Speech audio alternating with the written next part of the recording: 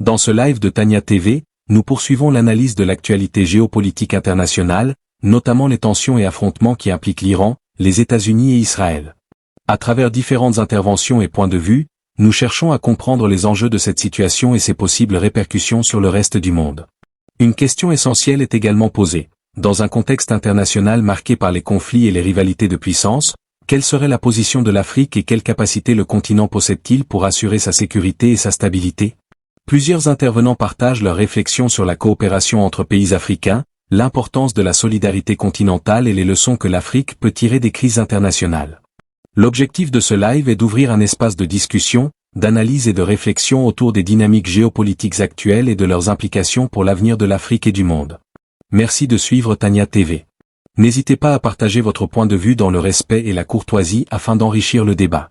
Le pays qui sera supprimé, le continent qui sera supprimé, ça sera l'Afrique. Je vous explique.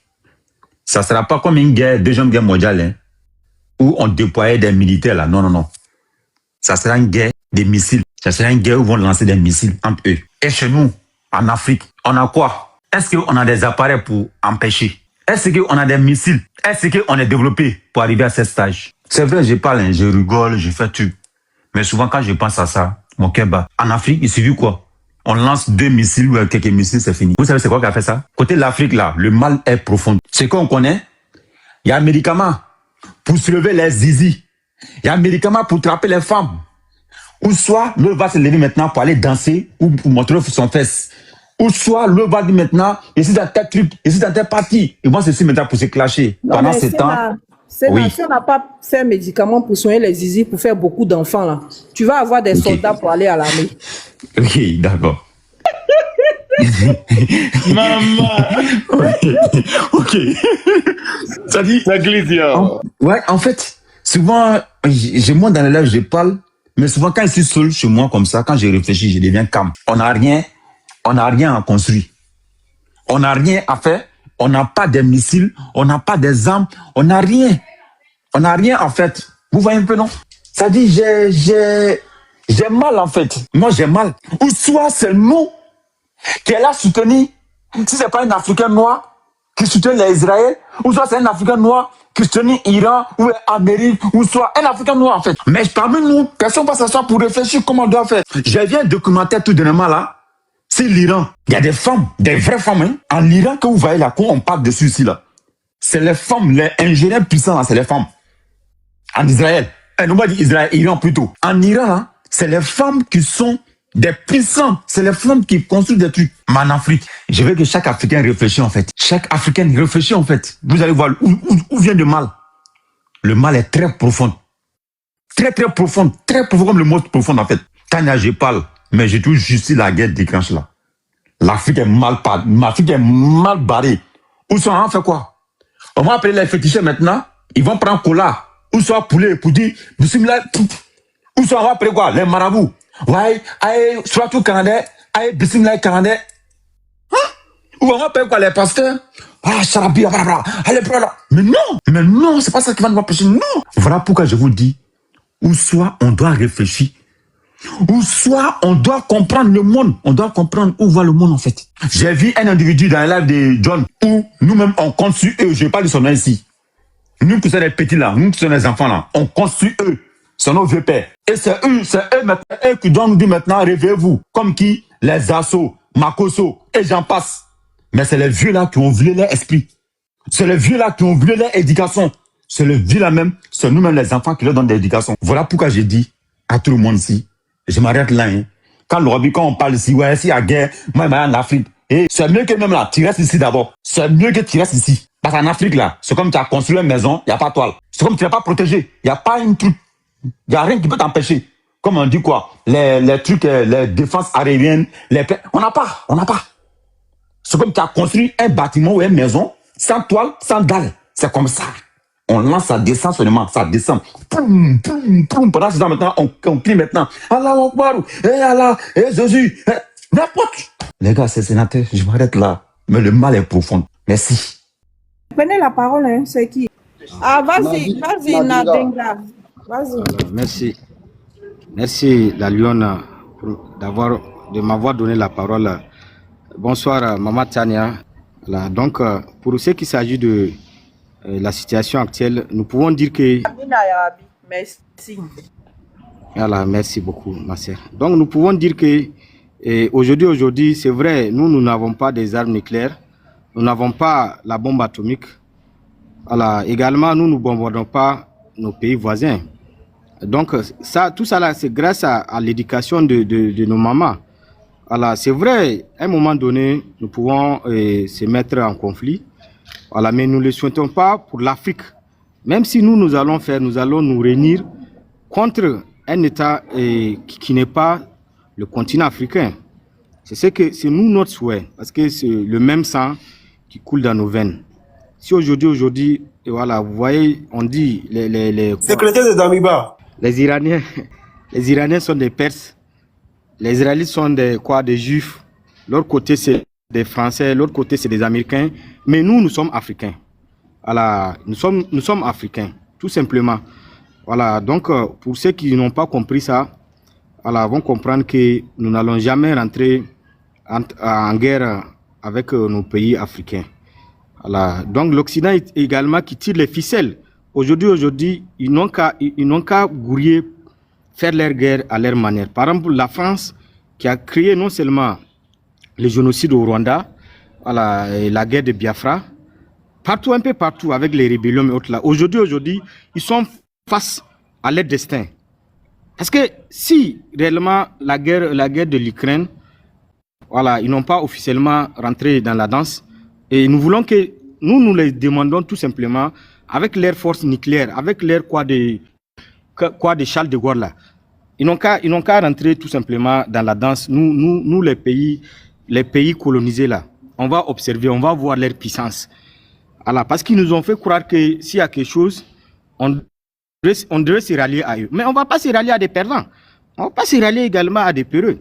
Donc aujourd'hui, voilà, force reste à l'Iran, parce que l'Iran a démontré, voilà, malgré qu'ils ont reçu des restrictions pour ne pas qu'ils puissent avoir l'arme nucléaire, parce qu'il y a un contrôle, voilà, de nucléaire au niveau du Conseil des, au niveau des Nations Unies.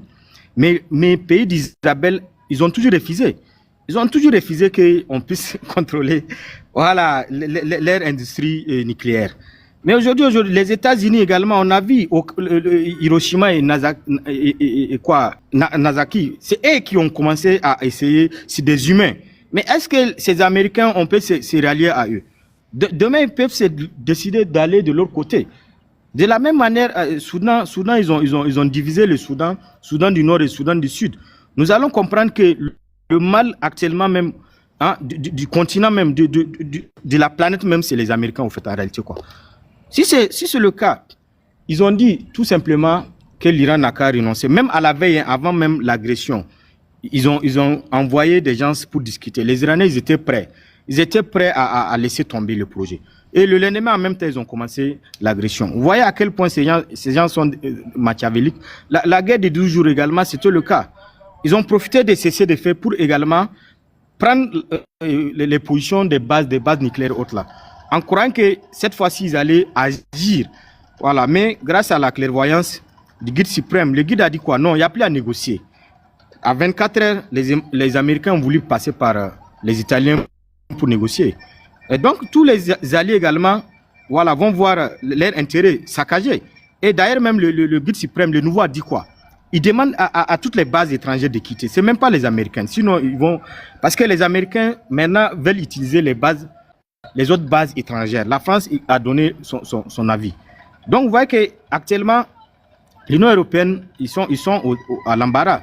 Il y a un qui avait dit ça ici. Donc, cette guerre-là, ce n'est pas nous, les Africains, nous allons payer les pots cassés. C'est les Européens qui vont payer les pots cassés. Parce qu'aujourd'hui, on a vu même le gaz est monté à 30%. Et tous, ils se sont figés vers la Russie. Et pourtant, on a vu des sanctions de façon très inhumaine qui disent que non, même de façon commerciale, de ne pas acheter tout ce qui vient de la Russie. Mais aujourd'hui, c'est eux-mêmes qui partent. Voilà, depuis la fermeture du détroit d'Ormuz, c'est les Européens qui sont dans le chaos, en fait. Voilà, donc en tout cas, l'essentiel était dit. Voilà, nous prions seulement à ce que nos renseignements puissent être renforcés. Voilà, et que nous ne nous laissons pas distraire, voilà, par cette guerre créée en toutes pièces par les États-Unis via leur acolyte, les pays d'Isabelle.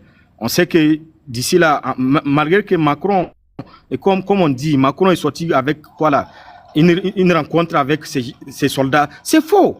Macron peut faire quoi? Macron, il peut rien faire. S'il a quelque chose là, il n'a qu'à rentrer dans cette danse-là, on va voir. Voilà. Et nous-mêmes, nous interpellons même les Iraniens à prendre le cas de Macron. Il parle trop, quoi, en fait.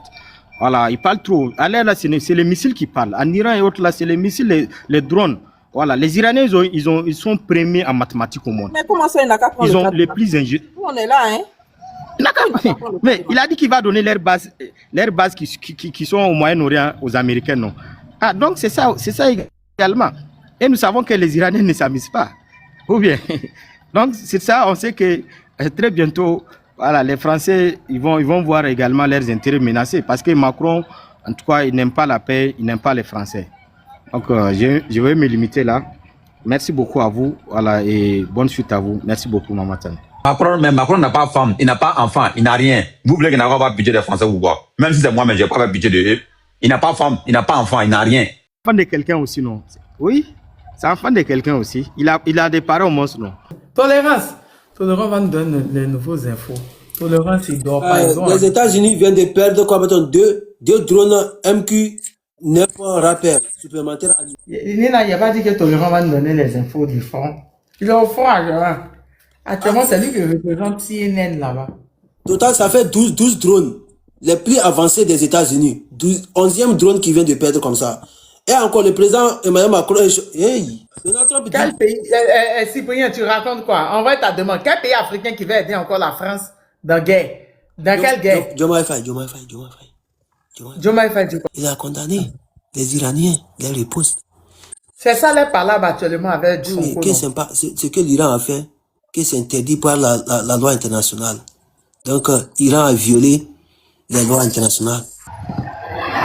Oh, mais bonsoir Tania, t'es pas au courant de ce que Macron a dit? Qu'il y a des pays africains qui sont prêts à aider la France en cas de troisième guerre mondiale. C'est lesquels déjà? La Côte d'Ivoire, le Sénégal. La Côte d'Ivoire, le Sénégal. Je n'aime pas ça. Mais il a dit qu'il y a des pays africains.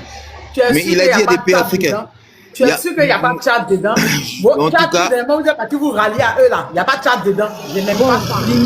En tout cas, il a dit, Orbi, qu'il y a des pays africains qui sont prêts à être avec la France en cas de conflit mondial. Tchad en premier. Je ne sais pas c'est quel pays.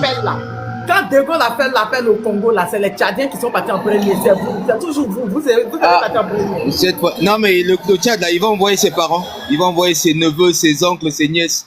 Il n'y a aucun Tchadien qui va s'élever. Ablay, Côte d'Ivoire, Sénégal, Bénin, Togo, Djibouti, Congo Brazzaville, Congo Kinshasa, c'est eux qui vont partir. Non, même là, ils partiront pas. S'il vous plaît, Ablaye, s'il te plaît, on n'est pas dans le marché, s'il te plaît, ferme ton micro, s'il te plaît. Non, mais on ne parle pas de marché. Là, je viens de donner une information qui est passée la semaine dernière. Daniel n'était pas au courant. Merci à vous. La coupe ton micro, tu vas intervenir. J'aimerais bien écouter ton intervention aussi. Toi, tu es agressif et africain. Emmanuel, chose de Donald. Emmanuel Macron, lui aussi, sa bouche est trop dans son nom est trop dans ma bouche. Donald Trump dit, il laisse attendre qu'il souhaite. Donald Trump dit, il laisse entendre qu'il soutiendrait l'élimination du nouveau guide suprême iranien si ce dernier rejette ses exigences. Ok. Emmanuel Macron, Emmanuel Macron envoie 8 navires de guerre, un porte-avions et 2 porte-hélicoptères dans chose. Qui a envoyé tout ça? Emmanuel Macron. Il a enlevé ça où? Tu vas me demander, il a enlevé ça où? C'est pour les Français? La France a 8 porte-avions. Toi, tu es sérieux là? Faut écouter, j'ai pas dit porte-avions, faut écouter ce que j'ai dit. 8 navires de guerre, un porte-avions et 2 porte-hélicoptères. Navires de guerre, ils en ont 8 vraiment. Les Français avaient dit qu'ils n'avaient pas ça. Ils n'avaient pas jusqu'à 8. Non. Ils ont, Tania. Au cas de navire de guerre là, ils ont. C'est ça, 8 frégates, oui, c'est ça qu'il a là-bas. Ils en ont ça. Et où ils vont envoyer ça? Ils vont envoyer ça, en mer Méditerranée, en mer Rouge et dans les détroits d'Ormuz. C'est là où il va envoyer ça. Détoile d'Ormuz où les gardiens de la révolution. Toi, tu n'as pas écouté son discours? Il a dit, parce qu'il a dit que dans les années, c'est comme c'est dans les années 80, mais dans 15 années, la France a déjà envoyé leur porte-avions dans Détroit d'Ormuz encore. Il y avait eu problème encore. Donc, la France est partie sauver les gens là-bas. Donc, maintenant, lui, comme c'est lui qui est présent, lui va envoyer ça là-bas pour montrer la force aux gardiens de la révolution. Hein? Ah, c'est ce qu'il a dit, non? Pour récupérer les choses, le pétrole et le gaz qui va passer par là-bas. Hein? Comme la fois passée, l'entité, les États-Unis ont lancé leur opération sans demander de Emmanuel Macron. Cette fois-ci, c'est lui-même qui sollicite. La fois passée, on n'a pas sollicité, non. Mais c'est lui-même qui se sollicite maintenant. C'est lui-même qui va aller en guerre. Emmanuel Macron, Tania, c'est que les Iraniens viennent de démontrer encore. Où est l'information là même? Attends. Ils ont donné ultimatum aux choses. Souvent, Afrique a équipé, souvent. Non, je ne suis pas occupé. Les Iraniens disent, si c'est que les États-Unis veulent payer le prix de baril, $200, eux n'ont qu'à aller. Ils n'ont qu'à continuer avec eux. Ils vont payer prochainement, dans les jours à venir, ils vont payer prix de baril $200.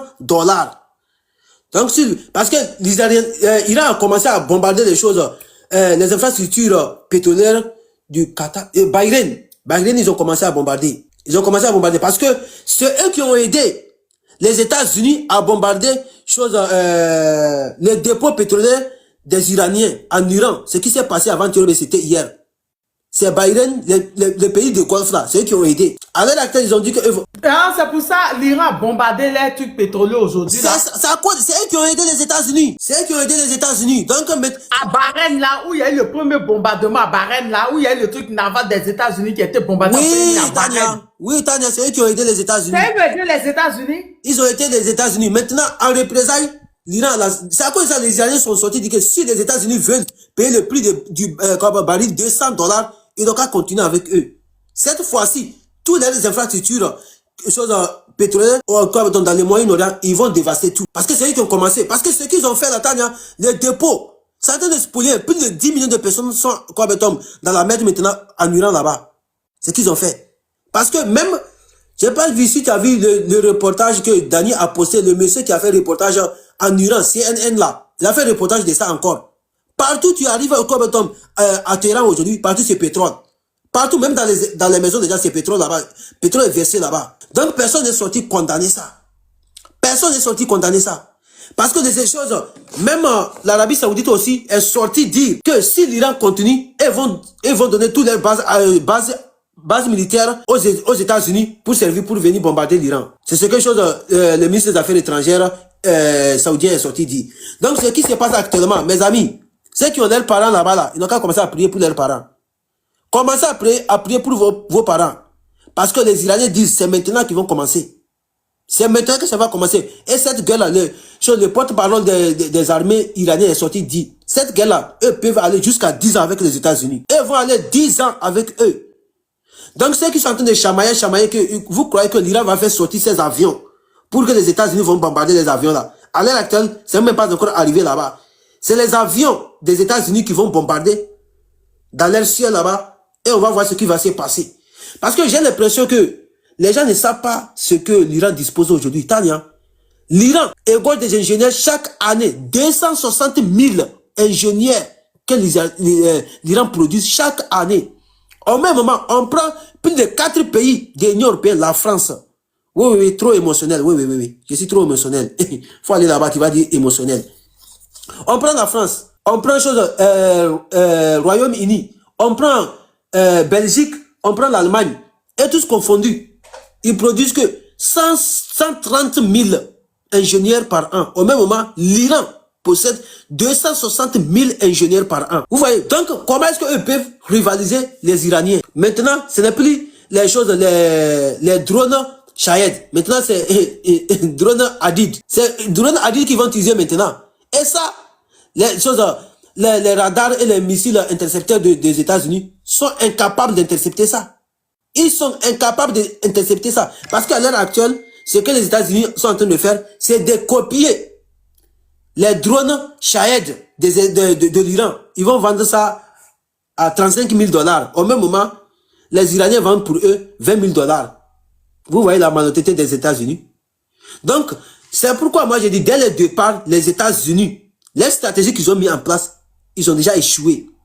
Ils ont déjà échoué. À l'heure actuelle, c'est dépendante.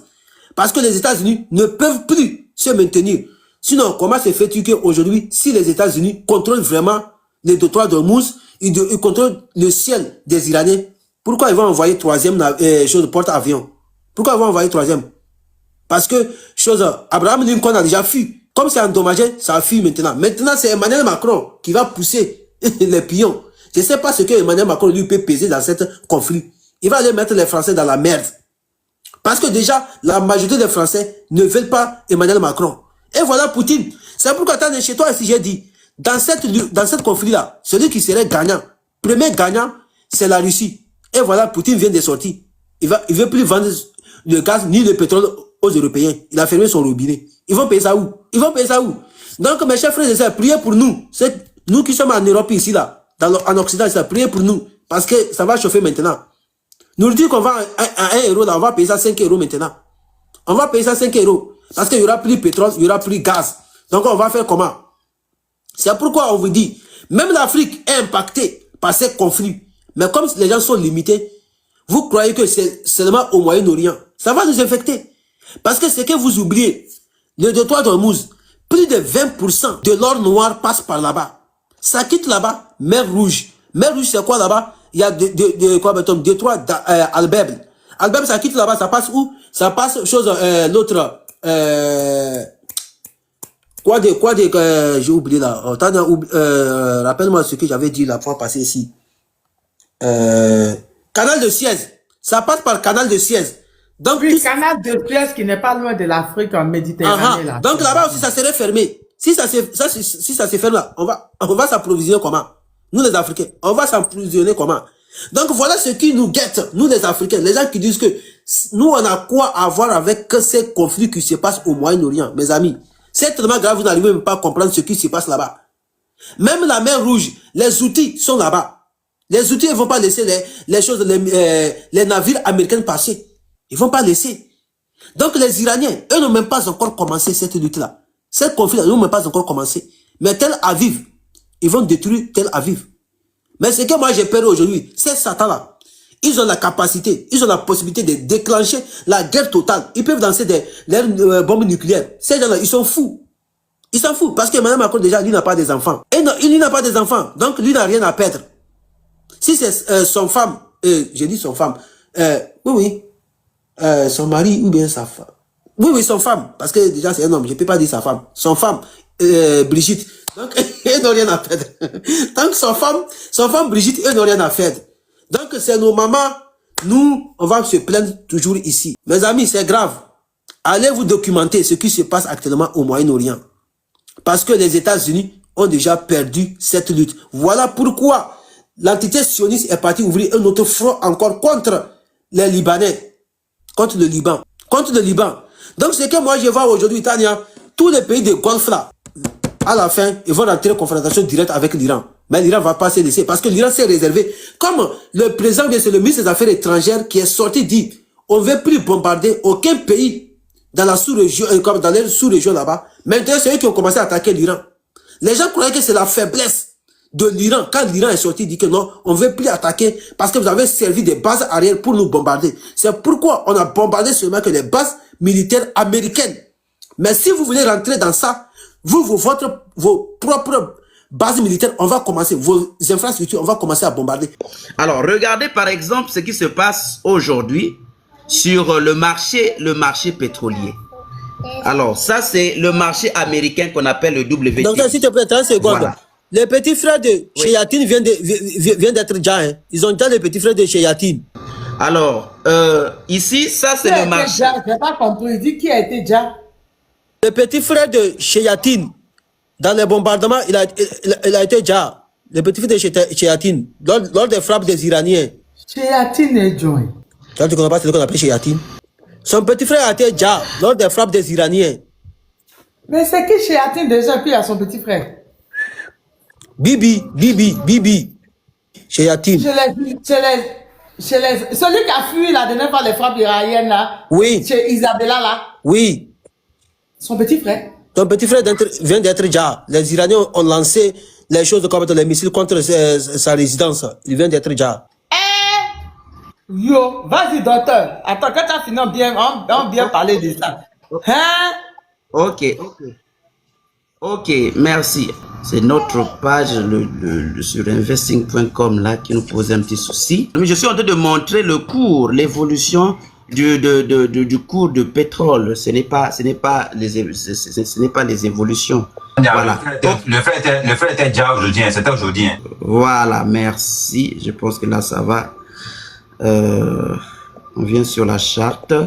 Donc j'étais en train de dire, Tania, que actuellement le cours est passé de 120 $ le baril et est descendu jusqu'à 86 en une seule journée. Donc en une seule journée, le cours a quitté de 91 $ et est monté jusqu'à 120 $.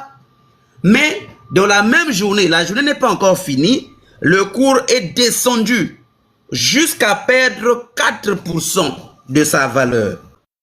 Les gens peuvent se poser la question, mais qu'est-ce qui se passe? Comment ça se fait que finalement le détroit d'Ormuz qui a été fermé, qui était censé avoir un impact direct sur le prix du pétrole, pourquoi est-ce que ce prix est en train de baisser?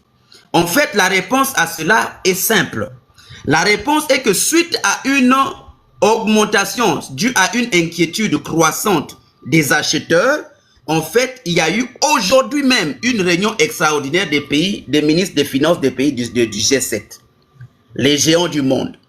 Donc, cette réunion-là a fait quoi? Avait pour l'objectif d'annoncer que, compte tenu de la guerre actuellement au Moyen-Orient et du blocage du flux pétrolier, eh ben, il était question pour le ministre du G7 de tenir une réunion d'urgence. C'est une réunion d'urgence parce que si cette réunion n'avait pas eu lieu aujourd'hui, Tania, le pétrole serait peut-être à près de 180 $ le baril. Et donc, cette réunion a donné quoi ce lundi? Eh bien, ce lundi, ils ont discuté d'une possible libération conjointe du pétrole provenant des réserves. Ça veut dire quoi?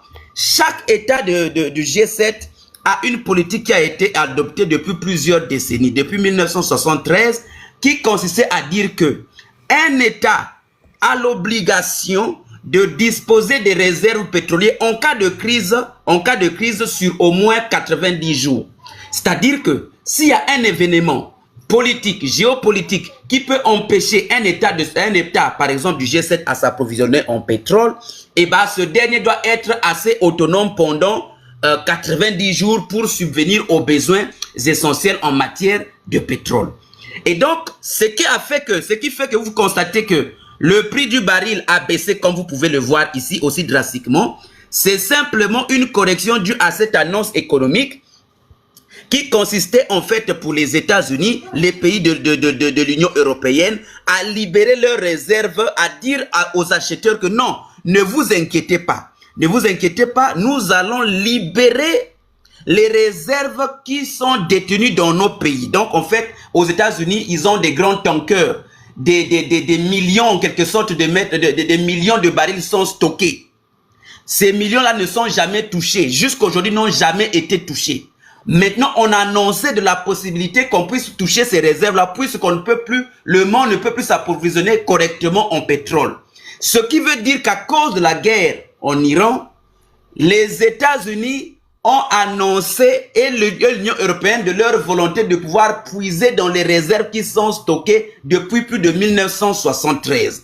Autrement dit, le pétrole qu'on va constater en train de vendre ces derniers jours qui vont venir, aussi longtemps que la crise au Moyen-Orient va continuer, ce ne sera pas du pétrole qui viendrait de quelques gisements au Moyen-Orient ou des Émirats Arabes Unis, mais qui viendrait des réserves stratégiques. Aux États-Unis, ils appellent ça le Strategic Petroleum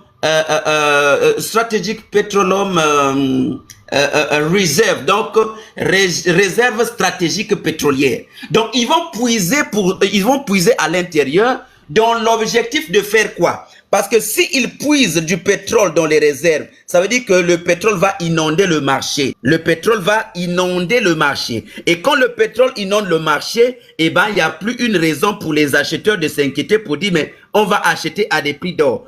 Quand le pétrole inonde le marché, parce que le G7 et l'IEA, qui est l'agence de l'énergie, l'agence internationale de l'énergie, ils ont décidé de libérer jusqu'à 400 millions de barils.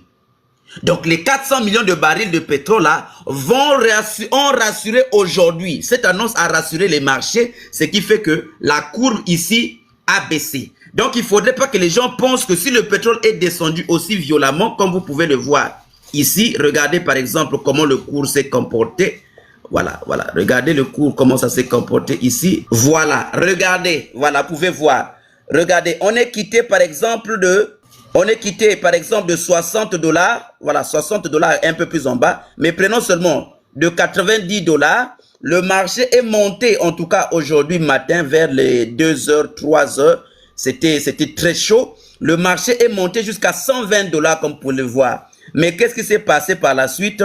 Il y a une énorme bougie qui s'est formée, une bougie baissière très violente, qui a quitté de 120 jusqu'à 82 $. Et donc, il ne faudrait pas penser que la situation est revenue à l'ordre. Non, ce n'est qu'une petite compensation. C'est une manière de dire, bah, écoutez, on calme un peu les marchés en attendant qu'il y ait une véritable solution, qu'il y ait peut-être l'arrêt des hostilités. Parce que si ça continue et qu'on commence à puiser réellement dans les réserves pétrolières détenues par les G7, c'est que ces réserves-là vont être entamées et le besoin en énergie va encore être exprimé, ce qui va faire porter le cours au-delà de 120 $. Mais comme le cours ici d'envisager une baisse des cours, pourquoi? Parce qu'après avoir épuisé les réserves ou puisé dans les réserves, il faut maintenant remettre ces réserves-là. Il faut ravitailler ces réserves-là pour reconstituer le stock de départ. Donc, ce qui fera que le besoin en pétrole sera encore plus grand et malheureusement, le baril aura encore un coût bien plus élevé. Le problème pour nous, en fait, en Afrique, c'est que, regardez par exemple, quand j'ai pris le cas de Dangote, pour mettre en relation l'impact de cette situation à l'échelle africaine, que si par exemple Dangote, qui a une très grande capacité de production, mais qui achète jusqu'à 2 millions de barils auprès des États-Unis, mais où est-ce que Dangote vient acheter le pétrole? C'est sur ce marché-ci. Dangote vient acheter le marché sur le WTI, ça c'est le marché pétrolier américain. Et donc, Dangote va acheter exactement le pétrole au prix du marché. C'est-à-dire que si c'était comme c'était à 120 $, Dangote achète le pétrole brut à 120 $. Et comme le pétrole est à 120 $, il va donc être le prix élevé va être répercuté à la pompe. Donc même le marché africain va être tout à fait impacté. Ça c'est pour le pétrole. Mais puisque le pétrole c'est de l'énergie, tous les produits qui vont découler de la production énergétique, ça veut dire, je parle ici par exemple des compagnies aériennes, les billets d'avion vont augmenter. C'est aussi naturel que ça. L'électricité va augmenter, notamment pour les pays qui produisent de l'électricité à base des centrales thermiques qui sont hautement consommateurs en carburant. Mais ce carburant doit être produit. Mais comme le baril du brut est déjà plus cher, et ben finalement le pétrole lui-même, plutôt le carburant lui-même sera encore plus cher. Et donc la facture est directe sur les factures d'électricité et même d'eau. En fait, c'est tout simplement un risque d'inflation en fait. On court un risque d'inflation à l'échelle mondiale. Voilà, c'est le risque auquel nous sommes exposés. Les produits, même dans les supermarchés, vont augmenter parce que pour transformer ces produits, il faut de l'énergie. Mais de l'énergie, au départ, est revenu cher et donc les produits finis vont aussi revenir cher. Donc c'est ça, en fait, l'impact économique auquel nous sommes exposés parce que actuellement l'Iran est en train, comme les prédécesseurs l'ont si bien expliqué, déjà, il y a bombardement, déjà à Bahreïn, c'est l'unique centrale de transformation du pétrole, mais qui vient d'être bombardée. Ils ont déjà annoncé l'arrêt de distribution. Donc, ce qui fait que le besoin en pétrole se fait sentir, en tout cas, notamment au Moyen-Orient, mais qui est calmé par ce médicament-là qu'on appelle les SPR, le Strategic Reserve Petroleum. Donc, ça va aider un peu, juste momentané. C'était un peu ce que j'avais à dire. Ça, c'est sur l'aspect l'aspect économique. Maintenant, je pourrais prendre mon deuxième tour de parole pour ce qui est de l'aspect purement militaire et géostratégique. Merci. Motion pour docteur. Ando motion.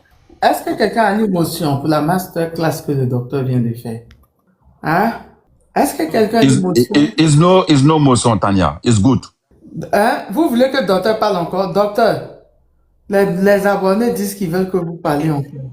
Ok, alors moi, ok, maintenant que parce que c'est très important que les Africains comprennent pourquoi ils doivent, reprenez-moi alors en grand, parce que j'ai autant d'articles que j'avais déjà positionnés, mais je voulais encore marteler sur l'aspect économique, parce que s'il y a un point sur lequel l'Afrique va être touchée, c'est le côté économique, en tout cas, pour l'instant en tout cas, c'est l'aspect économique qui nous inquiète davantage. Voilà pourquoi j'ai voulu insister là-dessus, pour dire que la situation, bon, elle est terrible et elle risque encore de l'être. Voilà, on n'est pas au bout des surprises avec cette situation. D'un côté, on a l'Iran qui refuse toute forme de négociation, qui est prêt à poursuivre les hostilités. Et de l'autre côté, vous avez, bon, on vous l'a si bien expliqué par les prédécesseurs ici que, eh ben, la guerre qui était censée prendre fin en l'espace de 4 jours va actuellement ils estiment à plusieurs semaines déjà. Quand on dit plusieurs semaines, vous n'en savez rien. Si on dit 52 semaines, ça reste des semaines, mais ça reste une période relativement longue déjà. Est-ce que vous comprenez? Donc, ça fait que l'issue même de cette guerre devient tellement incertaine. L'issue ou l'échéance de la guerre devient totalement incertaine. Et à partir de ce moment, les conséquences vont être dramatiques. Maintenant, je voulais revenir maintenant sur l'aspect militaire. Une fois que j'ai dit, je ferme les pages pour ne pas que ça fasse, je ferme les pages inutiles. Ok. Alors, regardez ce qui s'est passé. Il faut se souvenir que les États-Unis ont un problème d'approvisionnement depuis 2023. Voilà. Depuis 2023, lorsqu'ils ont commencé à pomper l'Ukraine des systèmes d'armement et même des systèmes de défense anti-aérienne pour lutter contre les missiles et les Shahed qui étaient lancés par les Russes. Eh ben, regardez ce qui était, ça c'est l'article, ça c'est un article publié par le Center for Strategic and International Studies. C'est-à-dire ça c'est le centre stratégique international, le centre d'études stratégiques internationales. Voilà. Regardez ce qu'ils disent. En fait, attendez, je vais carrément essayer de convertir ça, de traduire ça comme ça. Ça va être peut-être beaucoup plus mieux. Allez, on va traduire ça. Déjà, ok. Déjà en 2023, les besoins, écoutez ce qui est dit ici, alors que les États-Unis transfèrent massivement des armes, des munitions et du matériel à l'Ukraine, des questions se posent quant à l'état des stocks américains. Ça veut dire que depuis 2023, les Américains étaient en train de s'inquiéter sur leur niveau de stock. On parle de 2023. Mais si, depuis 2023, les hostilités n'ont jamais cessé, c'est ça, il faut qu'on soit dans une logique pour essayer d'évaluer le niveau actuel de préparation des États-Unis. Et pourquoi justement ils ont raison, ils ont besoin que cette guerre prenne fin. Parce que si depuis 2023, des questions étaient soulevées sur eux, regardez ce qui est dit. Ces stocks sont-ils en voie de diminution? Combien de temps faudra-t-il pour les reconstituer? Un précédent commentaire du CICS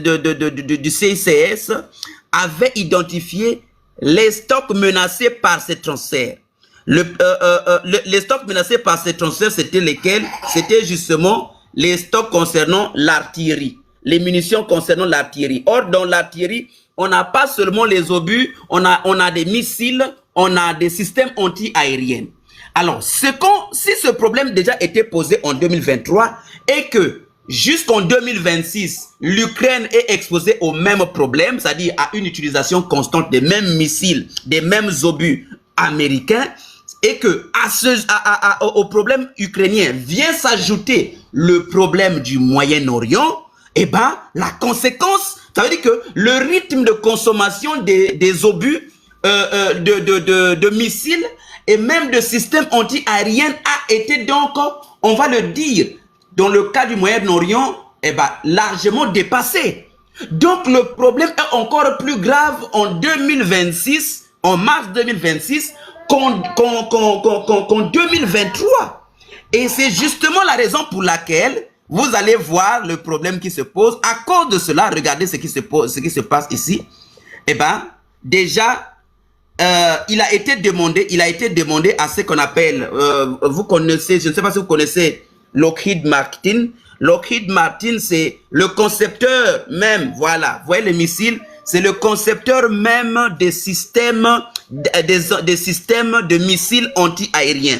C'est un concepteur d'armement américain. Voilà. C'est lui qui produit des THAAD, c'est lui qui produit des patriotes, les missiles patriotes, c'est lui qui produit les SM-3, c'est lui. C'est un géant militaire américain. Alors, regardez ce qui était dit. L'article ici est publié notamment en 2024. En 2024, tellement que comme en 2023, je vous ai montré qu'il y avait déjà un problème qui se posait, et ben, on avait demandé, comme vous pouvez lire ici, US to increase production of Patriot missile by 30%. C'est-à-dire que ici, on demande à ce que les États-Unis augmentent la production des missiles patriotes à hauteur de 30%. Mais quelle est vraiment la production annuelle de ces missiles patriotes? Pour que vous puissiez comprendre le problème qu'il y a ici. Alors, regardez ce qu'il y a. Je vais essayer de convertir, de mettre carrément en français. Comme ça, nous allons tous peut-être avoir la possibilité de lire. Voilà. Lockheed Martin, regardez ce qui est écrit. Lockheed Martin augmentera de 30% sa production de missiles PAC, ça sont des missiles patriotes, et SME dans le cadre d'un nouveau contrat avec l'armée américaine. L'entreprise avait annoncé avoir signé un contrat de 772 millions pour accroître sa capacité de production de missiles. La production de missiles patriotes avancés, ce qu'on appelle Patriot Advanced Capability, les PAC, ça ce sont les missiles patriotes, devrait passer de 500 à 650 unités par an d'ici 2027. Ici, Tania, nous sommes en 2026. Et Lockheed Martin a dit que nous allons passer jusqu'à 650 unités produites par an. Mais quand on se pose la question du nombre de patriotes qui sont consommés par les États-Unis pour abattre un missile balistique iranien, on peut en compter jusqu'à 3, jusqu'à 4 missiles pour un seul missile et jusqu'à 4 patriotes pour un seul missile balistique iranien pourvu qu'il soit même abattu parce qu'il y a beaucoup de ratés. Donc, ça veut dire que même jusqu'en 2027, cette production est très insuffisante pour ce qui est d'une intensification des combats ou des bombardements ou d'une intensification de la défense anti-aérienne. Ça représente pas grand-chose, surtout au rythme auquel Israël est en train de consommer les missiles anti-aériens, notamment les SM-3, les Patriotes. Le rythme est tellement effréné que... 30 secondes, pour t'ajouter quelque chose. Oui. Les missiles dont tu es en train de parler à l'heure actuelle, ça ne fonctionne pas parce que ça fonctionne à l'aide des radars les plus sophistiqués des États-Unis. Et actuellement, les radars que les États-Unis ont envoyés dans une base aérienne à chose de Mofakhtin, à chose Jordanie, qui a coûté 300 millions, les Iraniens ont bombardé ça. À l'heure actuelle, il faut qu'ils cherchent à remplacer ces radars pour que leurs missiles dont tu es en train de parler, Patriot et THAAD, puissent fonctionner. Merci. Ok, alors nous sommes là je m'attarde beaucoup plus même sur la défense d'Israël, parce que je ne parle même pas des autres pays là du Moyen-Orient. Pourquoi? Parce que les États-Unis n'ont pas pour objectif de protéger le Moyen-Orient, ils ont pour objectif de protéger tout simplement Israël. Et même l'objectif pour lequel ils ont installé les systèmes radars et les complexes militaires anti-aériens dans le Moyen-Orient, en fait, tout concourt à la protection d'Israël. Voilà. Ce n'est pas à la protection. Les autres pays du monde arabe se sont leurrés. Ils se sont trompés en pensant que c'était pour leur défense. Non, ça c'est plutôt pour la défense d'Israël. Maintenant, je parlais notamment ici du cas d'Israël, parce que Israël a le dôme de fer, n'est-ce pas? Il a le dôme de fer, il a des systèmes anti-aériens comme le THAAD, le système THAAD, le système la fronde de David, tout ça. Ce sont ces types de missiles qui sont utilisés. Voilà. Et donc, Tania, si on est d'accord que cette production est très insuffisante au rythme d'intervention ou de missiles tirés pour neutraliser les missiles iraniens, eh ben, on peut donc comprendre pourquoi, vous pouvez voir ici, pourquoi est-ce que les États-Unis sont aux abois. Regardez, ça c'est l'article publié par The Times of Israel. Voilà, regardez. Qu'est-ce qu'on va lire ici? Washington discute avec Séoul. Séoul, c'est la capitale de la Corée du Sud. Hein. Alors, Washington discute avec Séoul du transfert des systèmes patriotes vers le Moyen-Orient. Ah, l'article a été publié ce 6 mars 2026.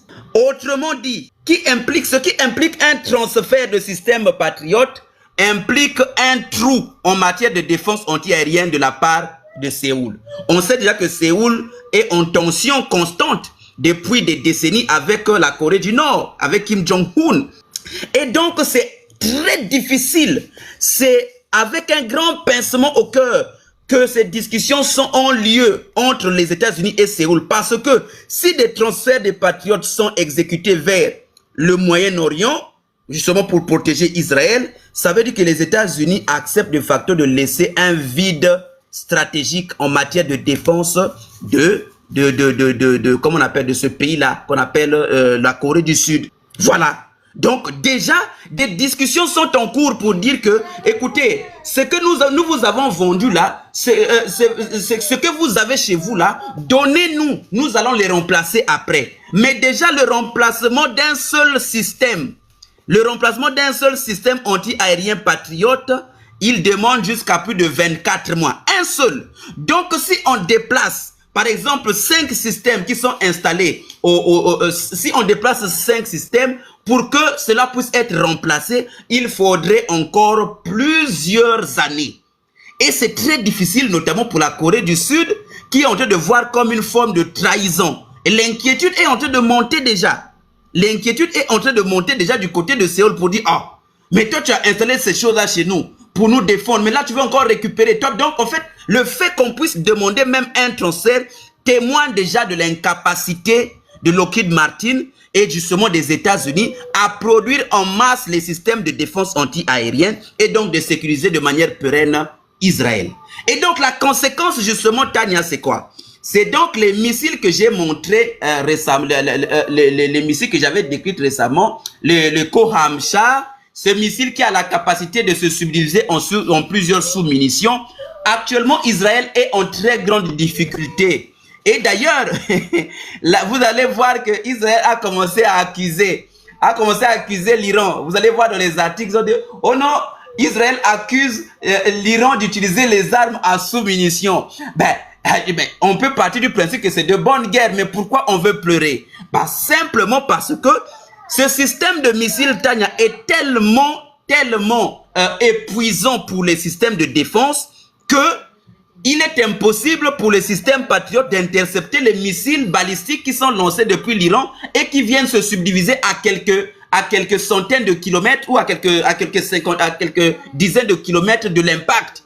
C'est très difficile et ce qui fait que vous allez voir plusieurs vidéos, je suis sûr que beaucoup de gens ont vu ça, ça circule partout, où les missiles tombent comme de la pluie, comme des gouttes de pluie sur Israël. Parce que tout simplement, en plus de la rareté, de la difficulté d'approvisionnement en missiles, et en plus du prix colossal que cela coûte, ça on l'a déjà démontré dans un live précédent, le risque c'est que le ciel israélien devienne tout à fait perméable à tout missile qui va quitter de l'Iran. Et ça c'est très grave, Tania. Je t'assure que c'est très grave. Et déjà, ils sont en train de subir les impacts. Les impacts, déjà, il y a des villes qui sont déjà plongées dans le noir. Je pense que Tel Aviv a été en partie plongée dans le noir. Pourquoi? Parce que les cibles commencent à avoir leur objectif atteint. Et donc, justement, ce qu'on va observer, Tania, c'est que ils savaient très bien qu'en tuant M. Khamenei, cela n'allait pas mettre, il y avait autant de risques que cela ne puisse pas fonctionner. Ils avaient en fait proposé à ce qu'on puisse utiliser, parce il y a autant d'articles qui disent que la CIA avait travaillé et entraîné les forces kurdes d'Irak pour justement créer une forme de guerre à l'interne un peu au niveau de l'Iran. Donc ils ont voulu financer militairement les Kurdes afin qu'ils puissent attaquer l'Iran. Mais cela témoigne de quoi, Tania? cela témoigne qu'effectivement, comme vous pouvez le voir ici, eh ben, Donald Trump se retrouve aujourd'hui dans une impasse stratégique. Lorsqu'un État qui engage les hostilités se retrouve dans ce qu'on appelle une impasse stratégique, ça veut dire que Tania, il n'y a plus de plan. Militairement, les États-Unis n'ont plus de plan. C'est pourquoi vous allez les entendre. Au départ, ils disent que non, on voulait mettre fin au régime de Khamenei, tyrannique, un régime sanguinaire qui tue son peuple. On vient libérer le peuple iranien. Et à côté, vous allez encore entendre une version. En fait, notre objectif, d'après ce que le proche de Donald Trump a dit lors de son intervention vis-à-vis de la presse, il dit que non, l'objectif, c'est de détruire les sites nucléaires, notamment de l'Iran. Vous voyez que les objectifs sont en train de s'ajouter au fur et à mesure. Actuellement, l'objectif, c'est quoi? Oh non, l'objectif, c'est de faire en sorte que le pétrole puisse circuler librement. Donc, à partir de ce moment, nous comprenons qu'il y a une faiblesse stratégique. Il y a une impasse stratégique. Tout ce qu'ils sont en train de faire ne répond plus à aucun agenda pré-réfléchi. Il n'y a plus aucun agenda pré-réfléchi, Tania. Donc, ils font maintenant tout et n'importe quoi. Ils n'ont plus de plan. Et donc, ils avaient donc un plan, celui de faire quoi? Ils avaient un plan, celui d'utiliser les forces kurdes pour déstabiliser le régime d'Iran. C'est ça, en fait, l'objectif qu'ils avaient. Puisque militairement, de manière terrestre, ça va être vraiment un bain de sang, Tania. Si les Américains mettent le pied en Iran, je rappelle que l'Iran, c'est 90 millions d'habitants. Si les Américains mettent les pieds en Iran pour combattre, j'ai entendu quelqu'un parler d'une élite militaire qui va aller récupérer l'uranium. Mais ça, c'est se fourvoyer. Qu'avoir un tel raisonnement, ça c'est de la propagande tout simplement. Parce que, comment vous pouvez déployer un régime qui est aussi prêt comme ça, vous envoyez une élite militaire pour venir récupérer de l'uranium? On parle là quand même de plusieurs tonnes d'uranium. On parle là de plusieurs, on parle là de plusieurs kilos d'uranium et on parle d'une quantité d'uranium qui n'a pas pu être détruit après moult bombardements. Donc ça veut dire que c'est gardé en lieu sûr. Alors comment on est bien curieux de savoir comment cette élite américaine va être projetée au sol pour aller récupérer l'uranium aussi simplement que possible, combien même militairement il ne peut pas oser mettre pied. Ça c'est déjà une incongruité déjà du point de vue stratégique, ça ne s'explique pas. Et donc, ils ont voulu utiliser les forces kurdes pour qu'on puisse déstabiliser l'Iran. Mais Tania, déjà aujourd'hui, il y a le président Recep Tayyip Erdogan qui a parlé à ce sujet. Il a appelé les pays du Moyen-Orient de ne pas tomber dans le piège des Américains. Il a appelé pour dire, ne tombez pas dans leur piège pour vous combattre entre vous les frères. C'était un message envoyé déjà aux forces kurdes pour dire, ne tombez pas dans le piège des Américains qui veulent vous faire une guerre que vous n'avez pas choisie. Une guerre que eux-mêmes ne sont pas capables de mener parce qu'ils savent que s'ils parachutent de troupes au sol, ils vont être massacrés. C'est aussi simple que ça, ils vont être massacrés. Et donc, ils veulent utiliser des proxys. Voilà. Et donc, Tania, c'est la raison pour laquelle à un moment donné, tu as vu que l'objectif qui était bien affiché par les États-Unis d'utiliser ces Kurdes-là, l'article, j'ai eu un petit souci, j'allais vous montrer que le même Trump vient de faire un rétro-pédalage. Il ne veut plus utiliser les Kurdes pour déstabiliser l'Iran. Ce n'est pas qu'il ne veut plus, mais c'est parce qu'il a vu un refus. Le refus a été manifeste de la part des Kurdes pour dire, nous ne voulons pas participer, nous n'allons pas accepter d'être un pion dans votre guerre, dans votre guerre de puissance. Nous refusons. Et donc, le message est en train de passer. La Turquie qui a reçu, parce qu'il y a une base américaine en Turquie qui a été visée par l'Iran, eh ben, je vous assure, il y a une base américaine qui a été visée par l'Iran, mais en Turquie, mais le ministre des Affaires étrangères turc a eu un dialogue avec son homologue ministre des Affaires étrangères de l'Iran, où en tout cas il y a eu beaucoup de convivialité, il n'y a pas émeute, il n'y a rien, il n'y a pas de tension. Et lui-même, le président Erdogan a appelé à ce que les pays du Moyen-Orient ne soient appelés à ce que les pays du Moyen-Orient ne soient appelés à ce que les pays du Moyen-Orient ne soient appelés à ce que les pays du Moyen-Orient ne sont de système de défense qui devrait être déployé. Ça veut dire que le Qatar reste toujours positionné pour que les États-Unis puissent utiliser sa terre comme base arrière pour attaquer. Et c'est la raison pour laquelle j'avais même dit que les États-Unis ne puissent pas voir en ce message-là de présentation d'excuses comme étant une forme d'aveu de faiblesse. Non, j'avais bel et bien expliqué que si jamais... Ok, donc j'étais en train de conclure pour dire que la situation au Moyen-Orient fait que beaucoup de pays sont en train de prendre conscience et ils sont en train lentement de se retirer un peu de la confiance qu'ils ont accordée auprès de l'Iran et comme on dit auprès des États-Unis parce qu'ils ont compris que ils ont été utilisés tout simplement pour protéger Israël. Voilà. C'était ça un peu l'approche militaro-stratégique que j'avais envie d'exposer. Merci beaucoup. En tout cas, j'ai été très long. Ah, Tania, ces 2 jours, je suis très long, je ne comprends pas. Bon. Ah, docteur a fini, hein. Docteur a fini de développer. D'accord.